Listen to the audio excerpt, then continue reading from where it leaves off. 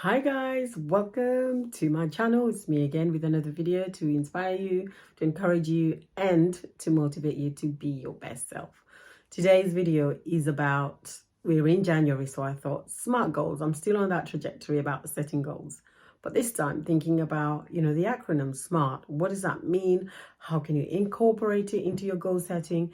And how can you make sure that you're always on the move? So, the first thing, and I love, I have to say this quote by Maya Angelou, let me just make sure I got it right, says this: success is liking yourself, liking what you do, and liking how you do it.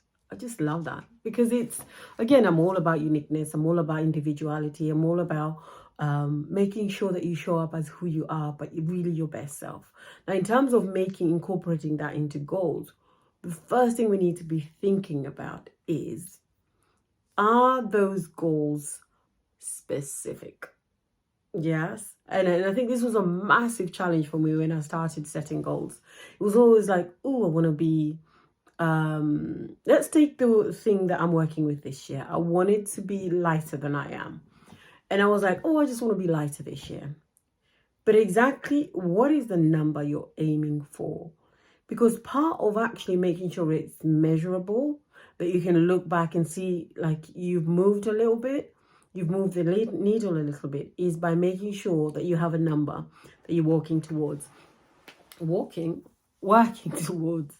So I had to start making sure that I have a number. And so this year, I know exactly the number that by the end of 2022, December, this is how much lighter I need to be.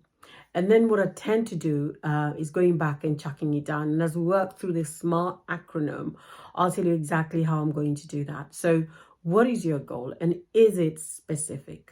Have you got something that is completely tangible that you could say, I want to be by December, or, the way I try to do is making a bit more active. I am 20 pounds lighter. I am 15 pounds lighter, whatever your goal is, make sure that it's got a number to it. So that's how I'm going to be specific with, well, actually, I have already been specific with that goal for me.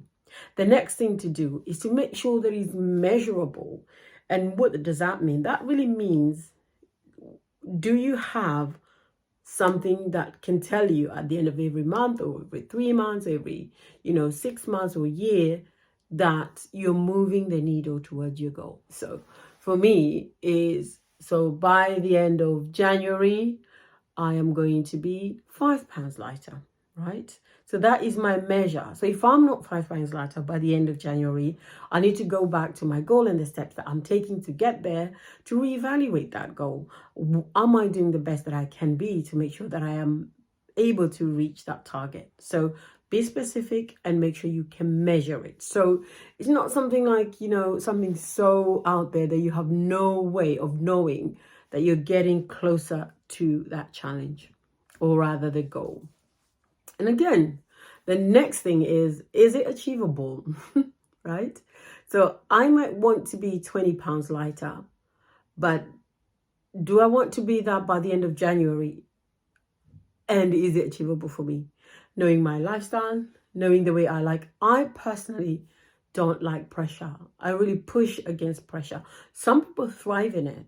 Some people really love it. These people that wait till the last day before they cram for their exams, or, wait till it's time to go and do the school run, like 5 minutes, and then race through the traffic.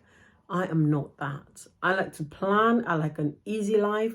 I don't like my head in the pressure, because I really feel the pressure, and it just has the kind of knock-on effect that just renders me completely paralyzed rather. And so if you're like me, take your time. Make sure it's achievable. Make sure it's something that you can actually do. And that's why for me, 20 pound lighter is actually a goal that I can do. Now, some people might be sniffing at that. 20 pounds, what is that? I've seen people lose that in a week.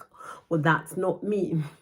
But if it is you, go for it, because there's no reason why you can't do it. That doesn't mean that you measure yourself according to what other people are doing. Again, remember my other video, and I was talking about making sure that we're not living or competing with anybody else. The only person we're competing against is ourselves. And that makes us really, really smart because we know ourselves. We live with ourselves.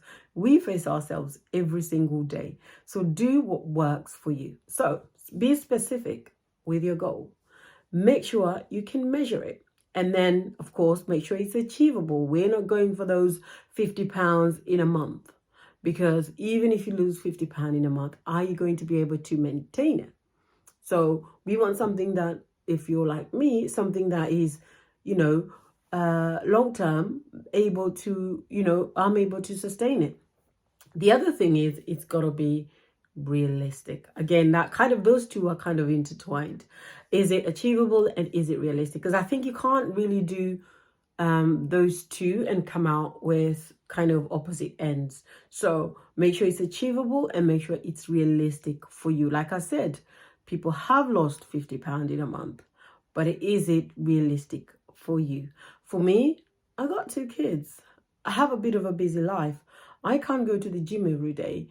I don't necessarily want to be restricted in what I'm eating. So I would want a bit of flexibility on any given day. I would want the pressure or the knowledge to know that I don't have to work out every day, but I can do it at least 3 times a week. So for me, that is achievable and that is realistic. The last one is to make sure that it is time bound. So we're not going for the airy fairy, I'm going to lose 20 pounds in the next 5 years. Actually, I'm going to lose 20 pounds, right? Because even saying 5 years, it's time bound. You could do £1 every year if you want to do any. If you want to go that slow, I don't. So for me, it's about this year in 2022. Now, the number 20 pounds was just like something I picked up as we were talking, as I was having this video. For me, it's a little bit more than that. But it's definitely within the 2022. So for you, what is going to be your time limit as to when you're doing your goal, you're achieving your goal? And I think the thing for making sure it's time bound, it kind of sets your mind to, sort of like a start and a finish time. Because I think just like we want to see things, just like you want to get paid at the end of the month, or you want to work for a certain, you go the 3 months when you submit maybe 3 months a little bit too long, but you submit your invoice and within 30 days you expect to be paid. It's the same thing with goals. Make sure you have a time limit. And when that's expired, if you've not reached your goal, you may use that to see how you worked that year, what you set yourself up for, and what you lost. And then use that as a measuring stick for the next year and just push yourself a little bit more. So for example, if you set a goal in, 2018 to lose 20 pounds and you lost 17, then, in 2019 that, you lost 17 pounds the previous year. So this year I might want to lose 17 pounds. I might want to lose another 10 pounds on top of that. Or you might want to go for double because you achieved the 17. So that's achievable. So maybe this year we're going to go for, 34, right? Or you might want to push yourself a little bit and go for 36 or 40.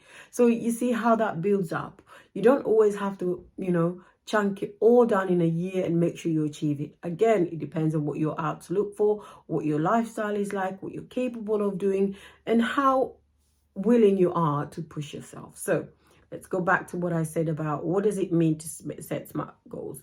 They've got to be specific. They've got to be measurable. They've got to be achievable. They've got to be realistic, and they've got to be time bound. I hope that's helpful for you in terms of your goal setting. I want you also to know that you can do anything you put your mind to. And your mind is the only limit you have in terms of achieving your goal. Having said that, in order for us to really build confidence, it's good to set SMART goals. So when you have a goal, go for it. I don't have those massive goals, as I said to you in a previous video. I'm not the kind of person that sets 10 goals. I just won't do them.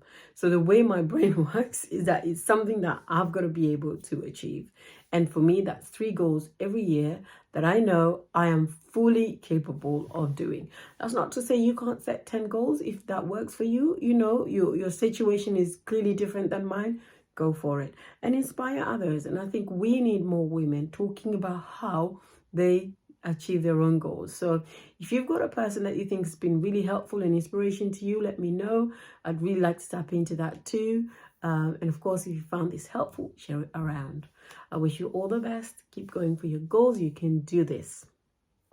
God bless you, and I'll see you at the next video. Take care.